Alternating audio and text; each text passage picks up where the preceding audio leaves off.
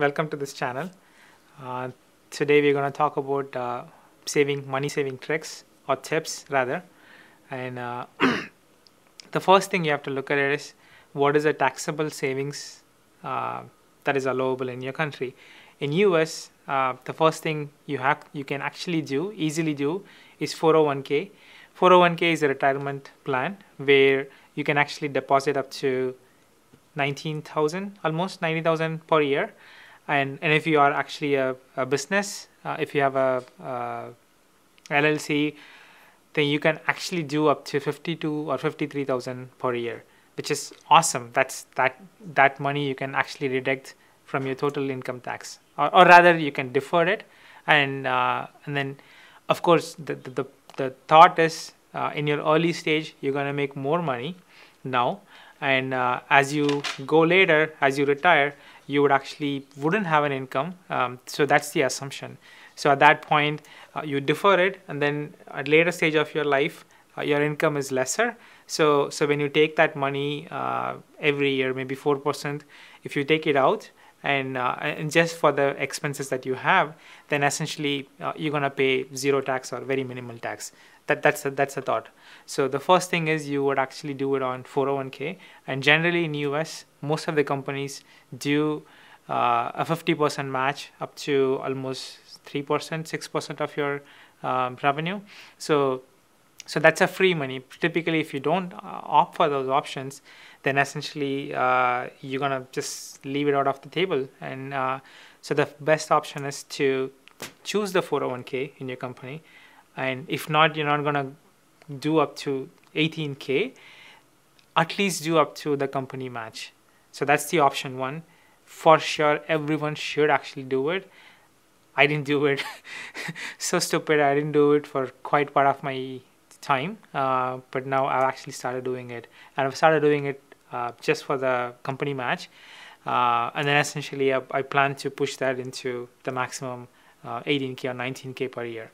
And the second is, and this is pre-tax, so essentially whatever you pay, you're not gonna your company is gonna deposit directly into your 401k plan, and then whatever is left out, that's what is being taxed, and then whatever is taxed out is going to be deposited into your bank. So this is pre-tax, and similarly for pre-tax, I would recommend you to choose HSA, which is our health savings plan, and there I think you can actually give up to 6,000 to 7,000 per year, and that's again even if you spend just for 2 years, save that max limit, you kind of have 12,000, and essentially when you have 12,000 to $14,000 in your HSA, essentially you can choose the cheapest option available on your insurance plan, which is the best, right? And then essentially, because after you spend this 12k on the cheapest plan, your insurance plan typically kicks in. So but if you are good, you can actually push that limit and keep it for a couple more years, because essentially the thought is as you get older, most of your expense would actually be the medical expense. And so if you save that, and then essentially if you have health, a good beefier junkier HSA in your later stage of your years, then essentially all your 401k could potentially be just on your regular expense and travels. So essentially your usage of money from your 401k is going to be lesser. So your major chunk is on HSA, and then remaining part in 401k. And then comes the IRA, where IRA you can actually do up to, I think, $5,500 or $6,000 per year, I think, right now. And this is post tax. So essentially whatever is being paid into your checking account, you're gonna pay up to $6,000 on your IRA. An IRA could be Roth IRA or traditional IRA. I would recommend to put it on a traditional IRA, and then essentially, which means if you put it on traditional IRA, you're deferring the tax. If you put a Roth IRA, you're actually paying the tax upfront, and then essentially the earnings is tax free. But I would rather put it in, at least in my case, I would rather put it in traditional IRA and defer the tax, and then later part of a time, I would actually take this, and then they call it as a backdoor IRA, where you create another Roth IRA account, and then essentially take this 5,000 and put it into Roth IRA. So that way you kind of pay lesser tax as your income is reduced, or it becomes nil. So that's primarily the tax accounts and more around retirement accounts. And this is the bare necessities everyone should do. And beyond that, I think you have crypto, you have stocks, and you have real estate. So I would say put whatever you could do, a percentage on stocks, and if you don't know what stocks to invest in, I would recommend to put it on index funds, and there are total market index funds. If you are no-brainer, you can put 100% of your money into total market stock index, which is really the aggregate of all the stocks available in US market. So that is the no-brainer options.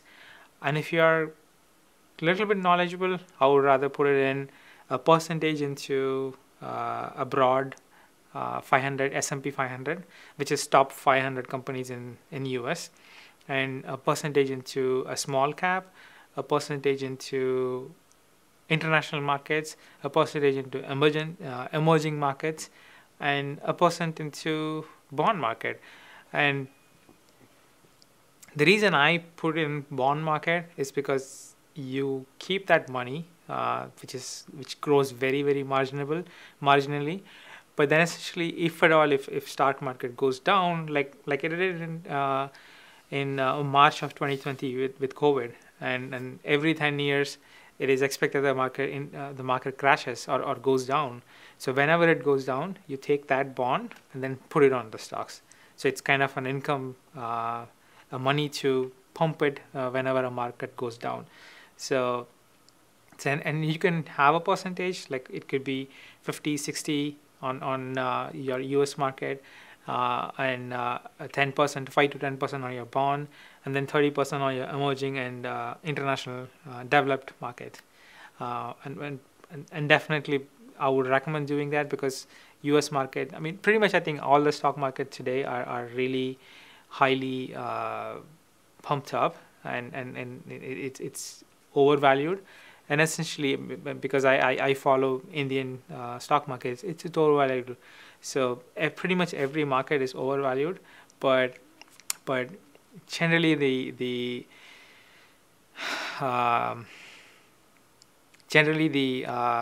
returns from emerging market is generally higher, like be it Vietnam, Philippines, India, Thailand, all of these, Brazil, Mexico, Colombia.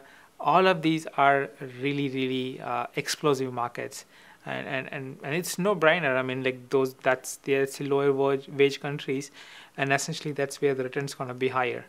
And of course crypto, it's very tough to predict whether it's really a Ponzi scheme or not, but definitely it's a future. It's like a bubble, it's like an internet bubble, but definitely people lost.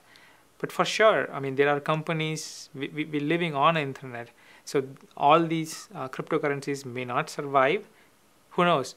But they are the building blocks, and they definitely would be the future. So I would put a percentage into Bitcoin, Ethereum, and I'm a firm believer in Polkadot and Cardano. Those are the two currencies I firmly believe. And they just started, and Polkadot is just picking up right now, and Cardano is just getting started. They haven't even not finished the projects yet. So those are the two cryptocurrencies I firmly believe in, and I strongly recommend everyone to invest in. What else?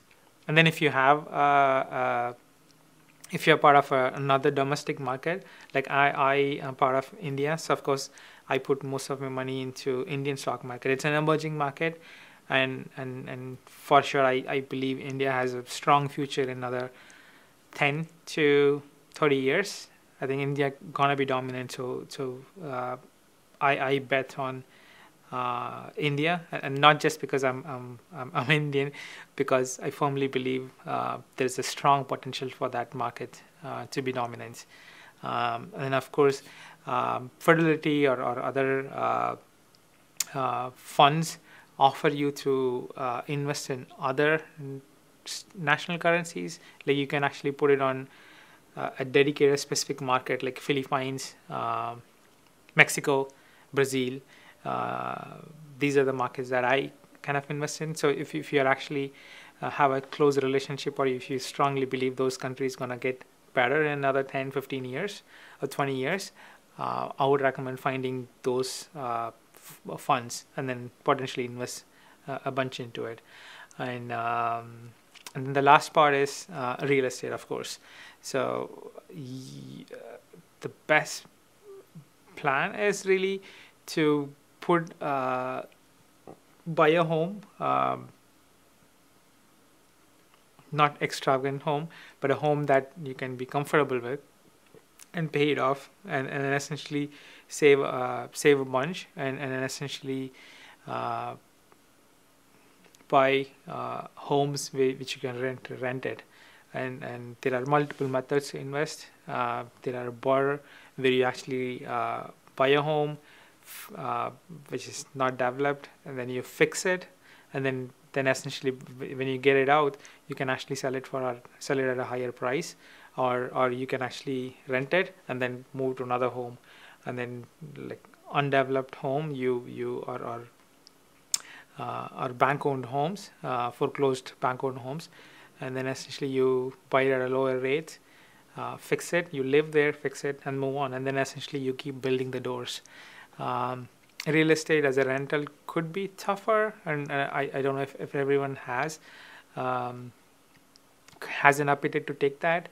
I'm not even sure if I'll have appetite to take it, but that's definitely something that I have in my mind. And real estate always goes up; it never crashes. I mean, of course, it did crash in 2008, but if you do a proper analysis, and a good market, it's very tough to lose money on real estate. So that's the best bet. That's basically it. I hope you find these tips useful, and if you like this content, if you like me to produce similar content and much more, please subscribe and give me feedback and thumbs up, and smash that like button. Thank you. Bye.